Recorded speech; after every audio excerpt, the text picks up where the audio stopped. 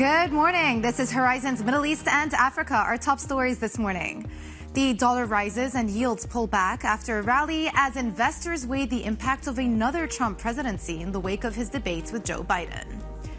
ECB President Christine Lagarde says more time is needed to assess inflationary risks as the central bank's annual forum kicks off in Sintra. It will take time for us to gather sufficient data to be certain that the risks of above-target inflation have passed. And we'll be live in Sintra later this hour. The Israeli army reportedly orders the mass evacuation of Palestinians from Gazan city Khan Younis, signaling a potential new ground assault. It's just gone 8 a.m. across the Emirates. I'm Scemama in Dubai. Let's get you caught up on some of these markets. We saw a better end to Wall Street yesterday. The S&P up about 0.3%. And as you can see behind me, these are some of the Indian markets. Obviously, a big focus for investors right now, given the inflows that are going into Indian bond markets after the reallocation of the JP Morgan bond index. But that's not what I wanted to talk to you about. This is the price action that we're looking at today. S&P futures are dipping slightly into the red despite that better outturn yesterday. One of the stocks in focus, Apple, at an all-time high yesterday despite the noise around the stock. Again, it seems to be recuperating a lot of the lost ground that we saw at the beginning of this year. U.S. dollar also in focus, continues inching higher, getting close to the highs of the year as well, up about 0.1%. 10-year yields almost back up to 4.5. We sold off about 8 basis points yesterday, rallied a couple of basis points in the overnight session. We're about 2 basis points lower, but still we've come about 20 basis points since prior to that presidential election debate. So very interesting price action, fixed income. We're going to be talking about that more on the show. And then Brent also in focus as well, sitting at almost $87. So we have really come a very long way for oil. We're up about 3% just in the last week. And this is on anticipation of the macro, with expectations of rate cuts building, of course, summer demand. And then don't forget about Hurricane Beryl that's passing through the Caribbean right now. Our terminal chart today just shows you that VIX, so this is the volatility index underlying S&P, is pricing in a premium around the election. No surprise there. But if you look at those lines, September sitting very low, and then you get that spike up in October, pre-elections, and then December is the yellow. It's trading slightly below where the October line is, and does tell you that markets, at least equity markets, are pricing in for more volatility around that November election date. So let's check in on how markets in Asia are faring as well. Avril Hong is in our Singapore studio. And Avril, what is on your radar this morning? Scemama, pretty much what's on your radar as we saw how U.S. Treasuries recovered some lost ground is overall that picture of higher U.S. yields. Today, we're seeing the ones in Japan and Australia also following suit. Some domestic factors at play, of course, for Japan is those expectations of the rate hike potentially from the BOJ, along with the reduction of bond purchases. In China, the bond rally resumes. And yesterday, we saw a bit of selling after the PBOC announced that it was going to be borrowing government bonds, that raised speculation that it would be selling securities to cool the bond rally. Today, somehow, we're seeing that climb resuming. Flip the board, I also want to talk you through what we're seeing in the stock markets. As on the Nikkei, we're actually seeing some of the financial-related stocks doing well. Flip the board if we can, as we're seeing a story of higher yields in Japan emerging. That's helping to lift the Nikkei up about 0.5% now. But we are seeing a bit of a mixed bag across of the rest of the region. Scemama. Avril, thank you so much. All right, let's stay on markets. French stocks and the euro rallied after the first round of France's snap legislative elections. Meanwhile, the spread between French and German bond yields narrowed to a 2-week low as traders foresee a tougher than expected road to an absolute majority for Marine Le Pen's far-right National Rally Party. And here you can see that the spread is sitting at around 74 basis points. That is down from 85 basis points prior to the weekend. Let's bring in Satyajit Singh, head of fixed income strategy head at Emirates NBD. Plenty to talk about. There's a lot going on in fixed income space. But let me just take your attention to what's been happening with the European duration, specifically these French spreads. Do you expect this stabilization to continue? Because we have come in from the wides from Friday. Absolutely. I mean, you have seen investors actually punishing governments with large fiscal deficits, and France is no exception to that, with Marine Le Pen not getting a majority after the first phase of elections, even though she is ahead. Now, the investors are a little bit confident that the expansive monetary policy that could have gone, expansive fiscal policy that could have gone after Le Pen would be tough to achieve. Yeah. And that's why I think the French bonds have rallied and stocks have rallied as well. Is that what you say, an equity trade or a credit trade? And the reason I bring this up is I was looking at the price action into and out of those first round of elections, and equities still have a long way to go to recover the losses seen post the European elections, whereas credit, you're pretty much, we snapped back so much in the last couple of days. We were just, several basis points away from where we were. If you look at European financials, for example, very close to the all-time tights once more. Absolutely. I think credit-wise, France is better positioned, especially the multinational banks, GCs. We don't see a risk in their balance sheets as such. But equity-wise, I think they will take some time because we still don't have clarity on the taxes on the banks and on the financials from France. Yeah, that's a big question for investors. Let me turn your attention to U.S. fixed income. Again, the price action has been interesting as of late, and I feel like there really has been a shock to yields post the presidential debate. I don't know if it's coincidental because quarter end also happened around the same time, but what do you point rising long-end yields in the U.S. down to? We have seen 10-year yields not being very stable beyond 4.3%.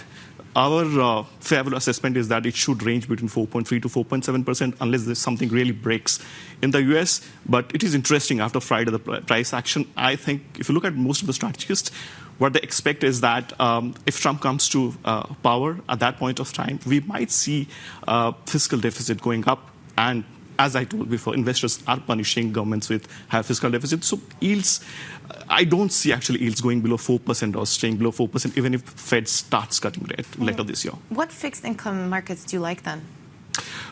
In terms of emerging market, we love the carry trades that are currently happening, especially the Turkish lira carry trades. We have seen almost $8 to $10 billion flow into that in the last couple of months. India is another hot spot because of the JP Morgan index inclusion. We think almost close to $40 billion should go in there. So INR GSEX, especially the hard securities, on long duration is our preference there. But, if you're entering into long carry trades, the underlying assumption is that volatility is going to stay low. And what's been happening recently in fixed income markets, even developed markets, tells you that volatility is on the rise again. I agree completely. Look at MOVE index, the move it has been making. But what is important is for the carry trades, for dollars to be stable. And what we have seen is that RBA has been pretty active in the market to manage INR volatility. Plus, if you look at Turkish lira, we have close to 50% buffer. That's where the rates are. So those two regions are our favorites in terms of carry trades. When you listen to the commentary coming out of the Turkish finance minister, Şimşek, for example, our colleagues at Bloomberg News spoke to him. Are you reassured that the government is on the right path and that this more orthodox monetary policy in conjunction with fiscal policy is here to stay? The orthodox monetary policy seems to be working. I was in Turkey a couple of weeks ago. On the ground, everything seems fine as such. Over summer, we should see the inflation come down. But yes, a lot more work needs to be done and they need to stay the course. Yeah. What would you say the biggest risk is right now to the Turkey trade? Dollar yields going up and dollar strengthening significantly. I think that's a major risk. What other local markets are you looking at? On the show, we speak a lot about Egypt and some of the upside potential there after securing the bailout with IMF, the money coming in from UAE. Many people, many of your peers tell me that they like having exposure to the Egyptian market and can see some form of stability over the next 12 months. Where do you stand on that debate? We like the front end of Egypt, not so the long end. So Egypt is not a duration trade for us. It's more like a carry trade and the front end dollar curves where we see a similar kind of pickup versus other B-rated entities. Within GCC, KSA is interesting because its A-rated bonds have sold off compared to the other A-rated US IG bonds. So there, I think we can pick up some kind of yields spread relative value trades versus other A-rated investment grade bonds. Yeah, you're not concerned about the funding outlook from Saudi Arabia in terms of their funding needs over the medium term to match the goals that they've set for Saudi 2030? the goals are interesting. Market is actually funding them, but the reason for the recent weakness in KSA bonds is because they have been issuing a lot more bonds, which the market is digesting. If you see the order books, the order book coverage is pretty nice. So I don't see a lot of issue pertaining to KSA bonds in the short term as such. Yeah. Okay. Brilliant. Well, thank you for coming on the show today. We did an around the world tour of fixed income and the different markets that Satyajit is looking at. Satyajit Singh, head of fixed income strategy at Emirates and BD. Well, speaking of Turkey, the finance minister Mehmet Şimşek says that the nation will need to endure some sacrifice to achieve price stability. Speaking exclusively to our Turkish TV partner Bloomberg HD, he told us that a continuation of Turkey's rate policy will eventually tame high prices. Yolumuza devam edersek bu enflasyonu düşüreceğiz. If we continue on our path, we will reduce inflation. Neden? Turkey's biggest gain will be price stability. Why? Because our companies will borrow more cheaply. The purchasing power of our citizens will increase. Everyone will be able to see a way forward. That's why everyone needs to show patience for a while. And yes, sacrifice will be required. That's correct. Yes, domestic demand may slow down a little more in the coming period. Yes, this is true. But we may be a little lucky because foreign demand is picking up. Starting from 2025, global financial conditions will become favorable. So what will happen is that there will be interest rate cuts around the world starting from 2025. This will strengthen our hand a little more in terms of external resources. Therefore, some of the headwinds last year and in the last 12 months will be tailwinds, albeit very lightly. The Turkish finance minister there, Mehmet Şimşek. Also coming up, Israel reportedly orders Palestinians to evacuate Khan Younis, signaling the possibility of a new ground offensive. The details next. This is Bloomberg.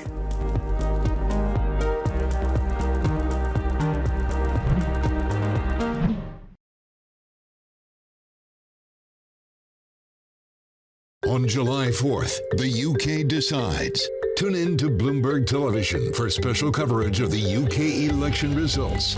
It all starts at 10 p.m. London time, only on Bloomberg. Context changes everything.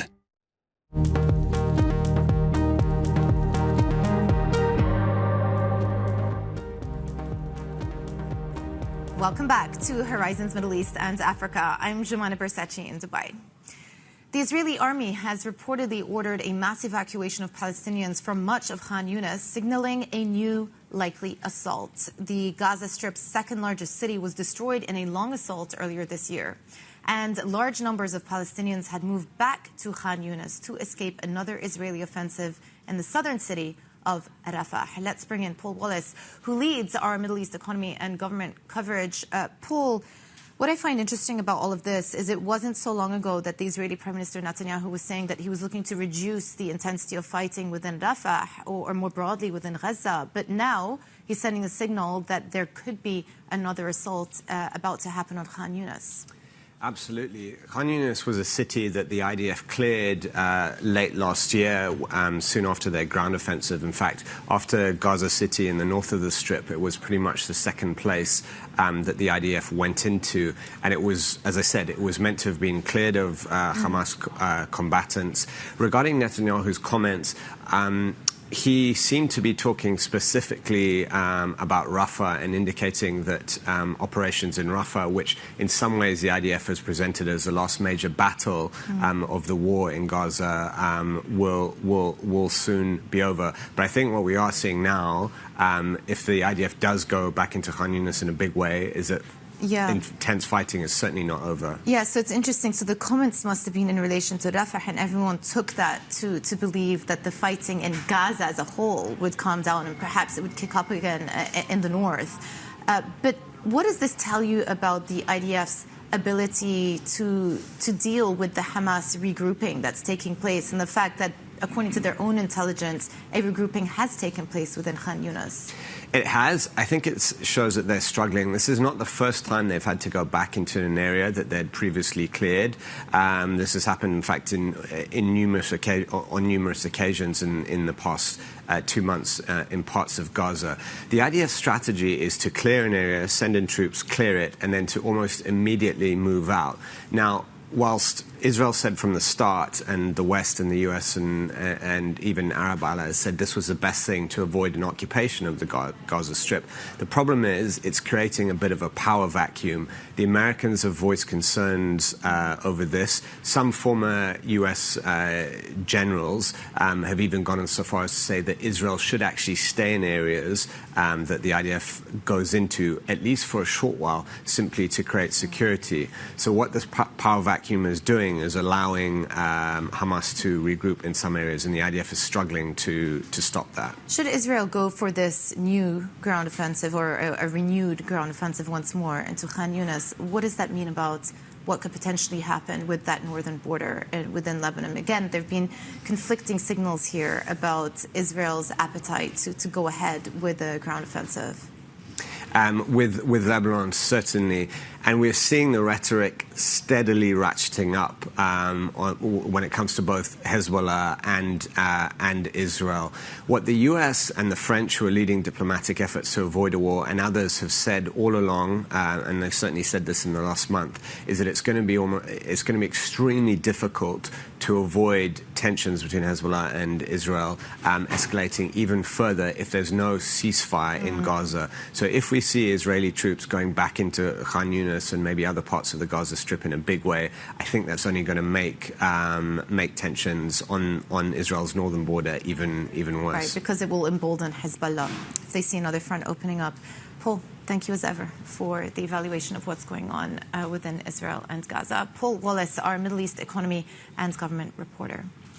Also coming up, investors are welcoming South Africa's newly appointed cabinet, but markets are suggesting the new government's honeymoon could be short-lived. We are live in Johannesburg next. This is Bloomberg.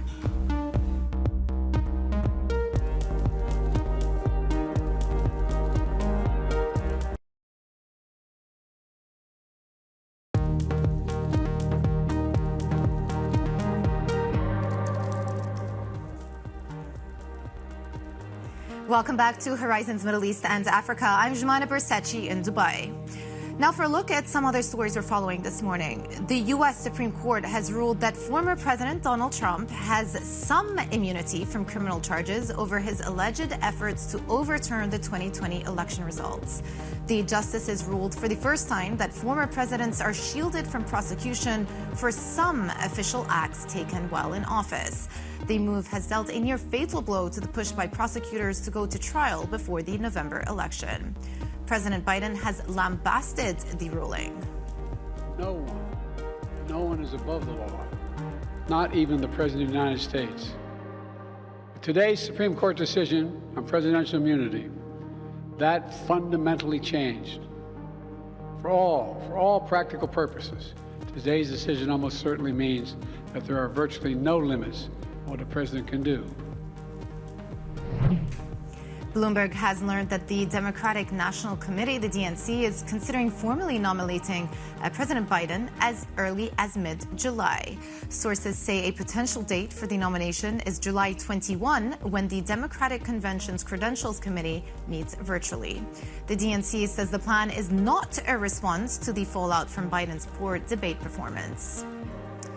And JP Morgan Asset Management Chief Global Strategist David Kelly spoke with Bloomberg's Lisa Abramovich a while ago, talking about the direction of the market.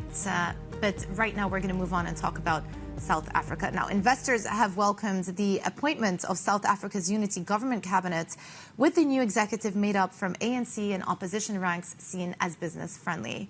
South Africa's benchmark equity index is close to an all-time high as investors turn from net sellers to net buyers of the country's stocks. And while the rand and bonds also gained on Monday, there's a caveat to the positive response. Volatility measures suggest some concern over the fragility of the coalition cabinet. Bloomberg's Africa correspondent Jennifer Zabazaja joins me now from Johannesburg. Jen, good to have you back. Let me just start off by asking you where the skepticism is coming from. Yeah, Scemama, I think on the upside, if we just start there, of course, we have been waiting weeks, about a month actually, since the election for this formation of the government. So there is a little bit of easing in terms of uncertainty about what the GNU is actually going to look like. But when we take a look at what analysts are saying at this point in time about the potential skepticism of this government, I think you just need to take a look at the makeup of the cabinet. And so there's 34 cabinet positions. The ANC holds about 21. The opposition party, the DA, holds about 6. And then the smaller parties hold 1 to 2. And so the concern is that really how will this new multi-party cabinet operate and function moving forward? Yes, it is good that there will be some opposition there in terms of the ANC having some checks and balances. But the president was pretty strategic in appointing deputy ministers that are part of the ANC. And so will we continue to see more friction between these parties, or will they be able to actually accelerate a lot of the reforms that we were seeing with the previous administration? So that really seems to be fueling a bit of skepticism in terms of what analysts are saying and really what this could look like going forward. Yeah. And Jennifer, to your mind, what do you think the first order of business is going to be? Clearly, there are a huge number of issues facing South Africa that we spoke about in the run-up to the election. What is going to be top of mind for this new government? Well, right. So, Scemama, tomorrow, Wednesday, July 3rd, we're actually going to see the new cabinet, the new National Party, be sworn in officially. Many people have been waiting for this to happen. And what we've heard from the president is then, business gets going. And really, it's about a lot of the economic development that he has been talking about. But analysts are going to pay close attention to really what is going to happen with the economy and with the reappointment of Enoch Godongwana. We spoke to him leading up to the campaign. Potentially, that means policy continuity in terms of a lot of the structural reforms that we were seeing with the previous administration. But again, it's unclear what concessions really the opposition parties that are now a part of this new government, what they're willing to make and what they're willing to do. But there are a number of issues that this economy and this government needs to tackle. Top of mind, of course, there's energy security. There has been a slow growth in this economy. And so potentially we hear more from the finance minister, but also a lot of these other ministerial positions that have a significant impact on this economy, namely like mining, and also the energy sectors and the ministers. Makes sense. Bloomberg's Africa correspondent Jennifer Zabazaja. Thank you. A quick look at futures before we head to the break, and you can see that equity futures in the U.S. are leaning towards a negative open. A lot of focus on those European futures tilting to the red after a day of stabilization yesterday for French assets. And speaking of France, French investment company AXA IM Alts is heading to Abu Dhabi. Their global head tells us more about the strategic importance of the Middle East next. This is Bloomberg.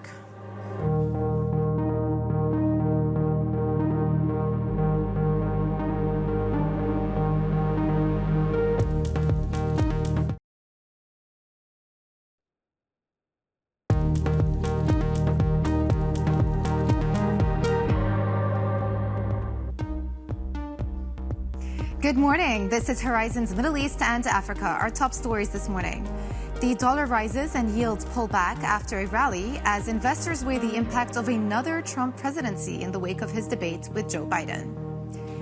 ECB President Christine Lagarde says more time is needed to assess inflationary risks as the central bank's annual forum kicks off.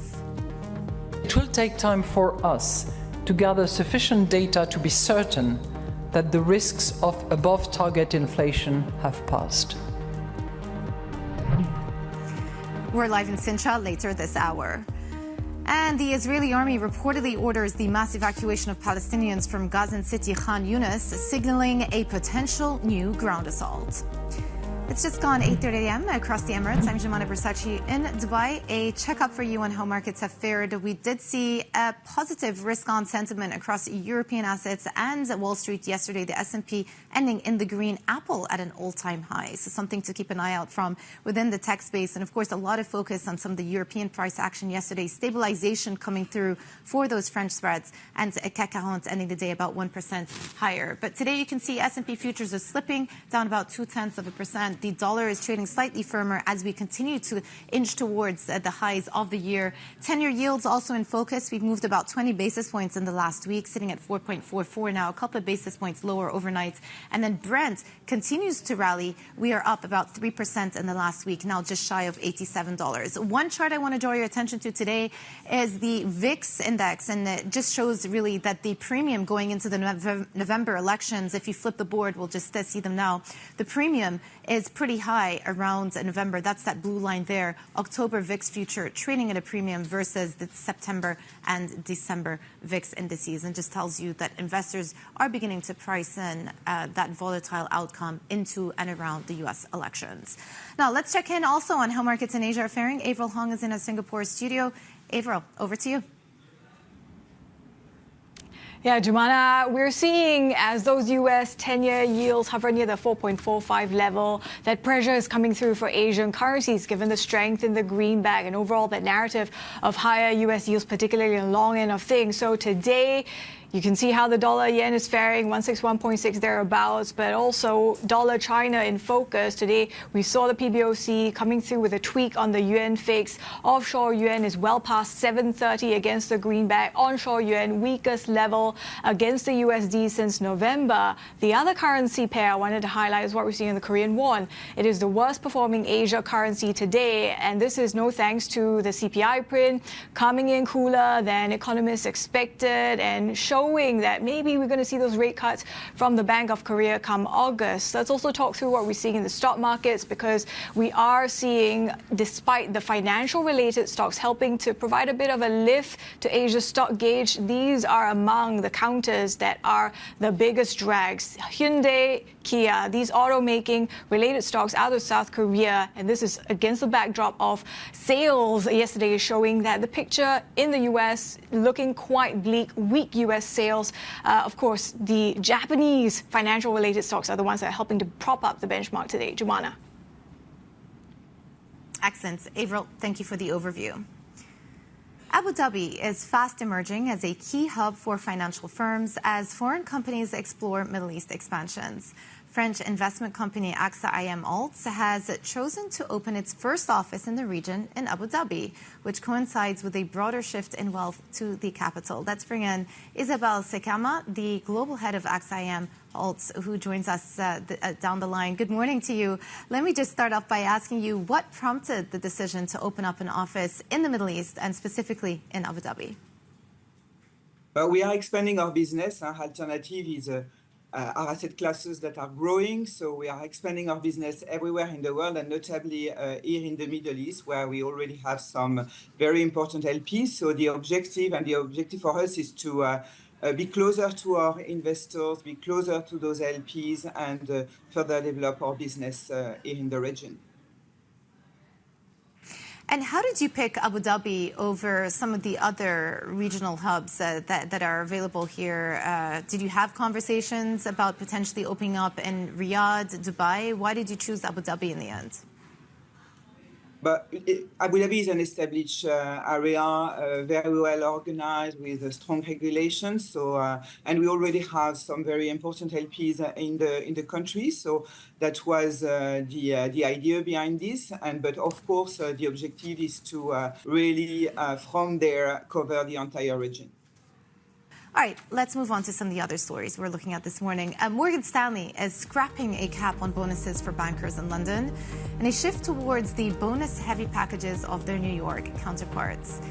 The bank says it's replacing the current limit of 2 times some employees' fixed pay with what it describes as an appropriate internal bonus cap. This limit was introduced by the EU in 2014, but the UK abandoned it last year to make post-Brexit Britain more attractive as a financial centre. And Bloomberg has learned that Bridgewater Associates is launching a $2 billion fund that uses machine learning in its decision-making. Sources say the fund began trading Monday with capital from more than half a dozen clients. We're told the hedge fund giant is leaning on its own technology, but the new fund will also broaden to include other models from OpenAI, Anthropic, and Perplexity. And coming up as well on the show, the ECB's annual gathering in the Portuguese hilltop resort of Sintra kicks off with a warning from Christine Lagarde that the inflation battle is not yet over. We are live in Sintra next. This is Horizons Middle East and Africa.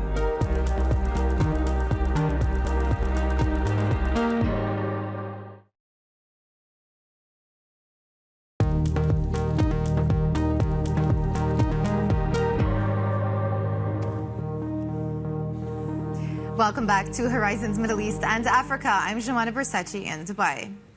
ECB President Christine Lagarde says the bank does not have sufficient evidence that inflation threats have passed. Her comments are feeding expectations that officials will take a break from cutting interest rates later this month. Now, Lagarde was speaking in Sintra, where she opened the ECB's annual Central Banking Forum. Seeing several uncertainties regarding future inflation, especially in terms of how the nexus of profits, wages and productivity will evolve, and whether the economy will be hit by new supply-side shocks. And it will take time for us to gather sufficient data to be certain that the risks of above-target inflation have passed. We are close to 2%, so we are really talking now about relatively small deviations, which could come from various fronts on the upside and on the downside. The economy is not very strong. We hope and we believe it's going to recover, but it's not very strong. We have uncertainty on wages, we have uncertainty on margins, we have uncertainty on energy prices. Well, that was the ECB's Governing Council member Pierre Wunsch, also the National Central Bank of Belgium governor. Now, for more on this, our Euro Area economy reporter Alex Weber joins me from Sintra. Beautiful shots out in Sintra in the daytime. We were just looking at Pierre Wunsch. But let's piece together some of the comments that Christine Lagarde made at the inaugural dinner yesterday. When they cut rates at the last meeting, the takeaway was that it was a hawkish cut, and she seems to imply that a next cut, the hurdle to a next cut, would be quite high. Yes, exactly. So what we're hearing from Lagarde and also from other officials here is really a sense of caution. So they have accomplished a lot. Inflation has fallen from more than 10% to the 2 to 3% range. But there are still so many uncertainties out there. Lagarde's speech was very much backward looking to just look at the really unusual cycle that has played out over the last 2 years. And what's a key feature now is that the labor market is still very strong, and that means there's still a key risk out there, which is that underlying inflation pushed up by wages could still mean that the inflation target won't be reached for a little longer. So that's why officials are really taking this step by step. They want to see the data that confirms their assumptions and then maybe go for a next cut. But as Lagarde really seemed to imply here, July this month is too soon for that. Yeah. Well, Alex, you know, one thing that she did not talk about that perhaps some people were expecting her or hoping her to talk about was the situation in France and the volatility we've seen as of late with French spreads. It didn't come up, but do you think it will be a feature at the rest of the sessions at the forum today? So we've asked some officials, of course. Traditionally, central bankers are just really careful not to comment too much about national politics. That said, of course, there was a fallout on financial markets, which raised the speculation that the ECB might even have to step in at some point. But we really get the sense that we're not there yet. So bond yields have also not risen any further. That's a peace of mind for central bankers. There's also political uncertainty that could derail the economic outlook. But again, here, France is just one country. It's the second biggest one in the Eurozone, but still central bankers usually don't want to comment too much on individual countries. They come back to the point that they're taking this step by step, checking the economic data, and then decide on the next steps. Yeah, data dependency all the way. Bloomberg's Euro area economy reporter Alex Weber, thank you so much for joining us from Central. Now, turning to the U.S., JP Morgan Asset Management's chief global strategist is warning of possible stagflation if Republicans pull off an election sweep in November. David Kelly told us how Donald Trump's policies could disrupt the rhythm of the U.S. economy. It's kind of like this very stable machine that sort of just pumps out twos in terms of growth and inflation. Well, what could change that is, something will change it. A shock, or B, a big policy change. I mean, we're just talking about, I do think that what happened on Thursday meaningfully increases the likelihood of a Republican sweep in November. If Joe Biden is the candidate, it's quite possible a lot of independents will stay at home, and so Republicans will sweep. Now, if they sweep, if you take Donald Trump at his word, you've got much higher tariffs. And now tariffs are a elixir for stagflation. Tariffs slow growth and push up inflation at the same time. If you took him at his word on immigration, the economy would come to a halt because of deportation of unregistered immigrants or illegal immigrants. So. But I'm not sure if we can take him at his word. I think history suggests that perhaps it would be optimistic, or not optimistic, but it would be foolish to take him at his word in this stuff. But still, it's something to think about. I mean, some policy shock could absolutely tip this economy into recession. Hold on a second. John said that basically Friday was the first day of this election cycle, at least for markets. How much do you actually rearrange what you think about how to position markets as a response to this idea that you think that there is a greater likelihood of a Republican sweep? It does make a difference. I mean, let me give you one example. The 2017 tax cuts. If Joe Biden is reelected, then some of those tax cuts will be extended beyond 25, but not all of them. If Donald Trump is elected, I expect that whole thing to go through. And if you add that to what the CBO is already looking at in terms of the growth in the debt as a share of GDP, by the early 2030s is going to be about 135% as opposed to 122%. So you're going to have significantly more debt if we extend all these tax cuts, and that means a higher level of long-term interest rates. So in other words, are you more bearish on long-term bonds right now than you were, say, Thursday morning? Yes, I think it would be a rational thing to be that way. Yes. Interesting comments there, and also squares up with some of the price action that we've seen in U.S. Treasuries as of late. David Kelly, JP Morgan Asset Management Chief Global Strategist there, speaking with Bloomberg's Lisa Abramovich.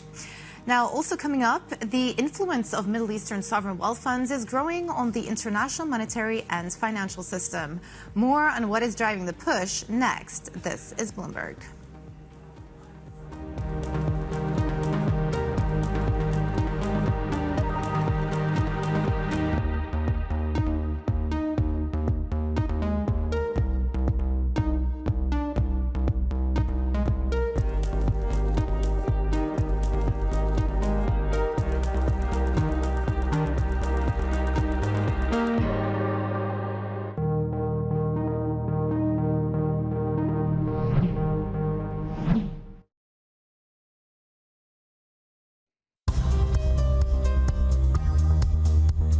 It's the countdown to the market open as we bring you the first trades across Europe. We'll debate the most important stories and what will drive the big investment decisions throughout the morning. I'm Guy Johnson. I'm Kriti Gupta. And I'm Anna Edwards. Join us every weekday morning for the opening trade, live at 7 a.m. here in London. Only on Bloomberg. Context changes everything.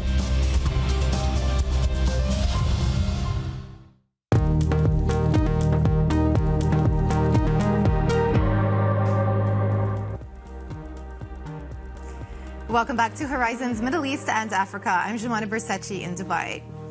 Middle Eastern sovereign wealth funds have accounted for more than half the value of all deals done by global state-backed investors this year. Data from consultancy firm Global SWF shows institutions including Saudi Arabia's Public Investment Fund, Abu Dhabi Investment Authority, ADIA, and Qatar Investment Authority, QIA, backed deals in the first half of 24 worth $52 billion. Now, for more on this, we're joined from Riyadh by Matthew Merton, Bloomberg senior reporter for Middle Eastern wealth funds. And Matthew, one thing that really came to light to me is the fact that all of these Middle Eastern SWFs are managing about $4 trillion worth of assets. They've got a massive clout globally, as highlighted by your report. How long can this type of activity and momentum of deal-making last for? Good morning, Joanna. Yeah, look, as you say, the state-owned and state-controlled investors around the world have become a really big part of global capital markets. And at this time, when it's been tough to raise money from other sources, the sovereign wealth funds, particularly in the Middle East, have become really, really active. And as you say, they now control over $4 trillion, just this the handful of funds that have come out of the GCC region. And we see particularly the Saudis through the PIF, the Abu Dhabi through, there's about 4 or 5 funds in Abu Dhabi that are again really, really active, and also the Qataris with the QIA. They're becoming so active at this time because they see this as a key moment for them to try and diversify their economies, to try and be out there deploying capital at a time when other people can't. So even like when you look at the Saudis, which the budget is in deficit there, they're still taking this decision to go out and to spend money and to invest. Abu Dhabi's in a slightly different position, as is Qatar, where they still have these big surpluses that they're able to go out and recycle, with this goal of being able to really accelerate the transition of their domestic economies and take advantage of this moment when they are the big capital pool in town and everybody needs them. So they're doing what they can now to try and get as much out of this moment and capitalize it as they can. Matthew, how does this square up with another story you wrote a couple of weeks ago on the fact that Saudi SWF, PIF, obviously, who you mentioned in this report, are being a lot more discerning about their external investments. And yet you look at these numbers and it tells you that these Middle Eastern SWS don't appear to be slowing down in terms of the deal making involved in international markets. So how do you square the two up together?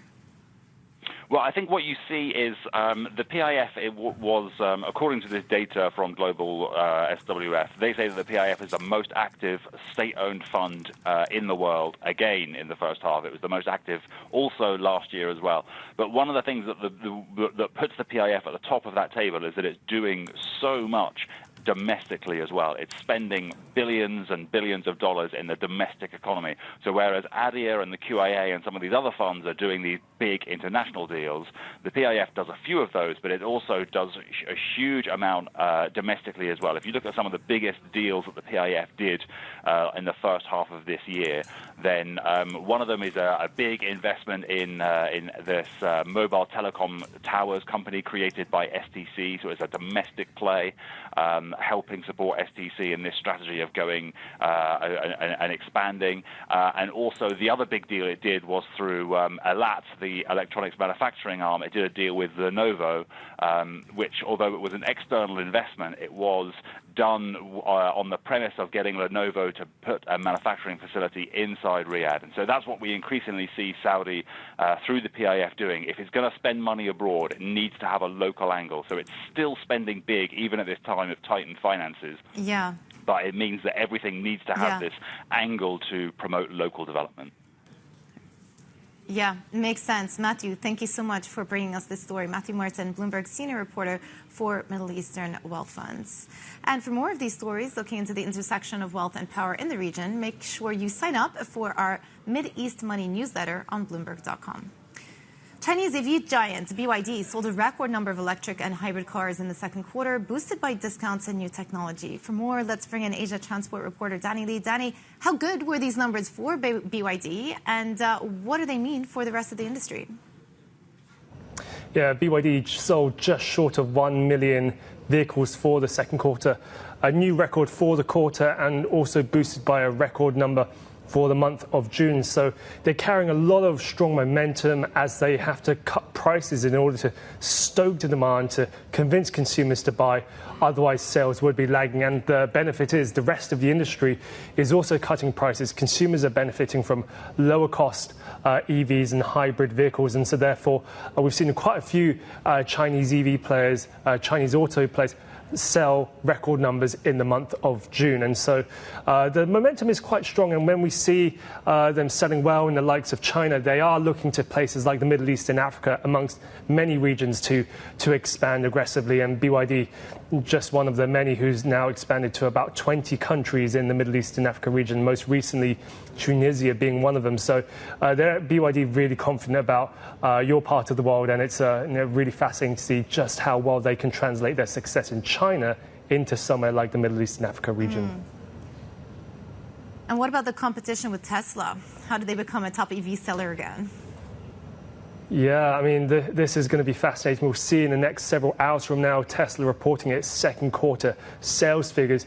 Analysts are looking to see how well they sell. Clearly, they've got downward momentum. They're looking to sell around 439,000 units on the quarter. That's just a little bit more than what BYD has sold over the same quarter in terms of pure EV sales. But BYD not too far off, potentially overtaking Tesla as the largest EV seller once again for a quarter. I mean, let's linger on that. BYD overtaking potentially Tesla for the quarter. It's quite an interesting phenomenon there, and no doubt Elon Musk is going to take note. Asia transport reporter Danny Lee. Quick look at equity futures before we head out for the day. We are leaning towards a negative start to the day across all of these different indices, including European indices, down 0.2% after yesterday's stabilization in French assets. But that was it for our show. This was Horizons Middle East and Africa. I'm Scemama in Dubai. Stay with us for Daybreak Europe. This is Bloomberg.